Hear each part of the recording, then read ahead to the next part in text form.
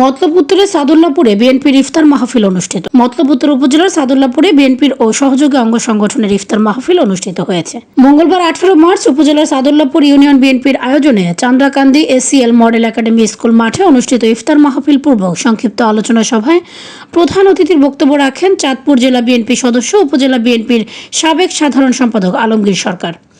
Sadullapur union BNP সভাপতি বাবুল সরকারের সভাপতিত্বে এবং উপজেলা যুবদলের সাবেক সহ সভাপতি বসির আহমেদের সঞ্চালনায় অনুষ্ঠানে বক্তব্য রাখেন মতলব উত্তর থানার অফিসার ইনচার্জ ওসি রবিউল হক, উপজেলা বিএনপি সাংগঠনিক সম্পাদক মিয়া মঞ্জুর আমিন, উপজেলা যুবদলের আহ্বায়ক খৈরুল আহসান বেনু, সিনিয়র যুগ্ম আহ্বায়ক রাশেদুল ইসলাম টিপু, উপজেলা স্বেচ্ছাসেবক দলের যুগ্ম আহ্বায়ক আনিসুর রহমান মিয়াজি, উপজেলা যুবদলের যুগ্ম আহ্বায়ক আব্দুল মান্নান সাগর প্রমুখ। এ সময় বক্তারা বলেন, গত 17 বছর মতলবে বিএনপির দলীয় কার্যক্রম করতে গিয়ে অসংখ্য হামলা মামলার শিকার হয়েছি। আমরা ঈদেও বাড়িতে আসতে পারি নাই, এমনকি আত্মীয় স্বজন মারা গেলেও তাদের জানাজায় আসতে পারি নাই।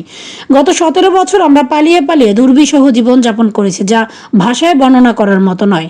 দেশের বর্তমান পরিস্থিতিতে আমরা চাইলেই স্বৈরাচারী আওয়ামী লীগের নেতাকর্মীদের বিরুদ্ধে প্রতিশোধ নিতে পারি, কিন্তু বিএনপির প্রতি হিংসার রাজনীতি বিশ্বাস করে না। এ সময় বক্তারা আরও বলেন, প্রিয় নেতা জননেতা তারেক রহমানের নেতৃত্বে আমরা ঐক্যবদ্ধ থাকতে চাই। দেশের বর্তমান পরিস্থিতিতে কোনো ক্রমেই নিজেদের মধ্যে ঐক্য বিনষ্ট করা যাবে না।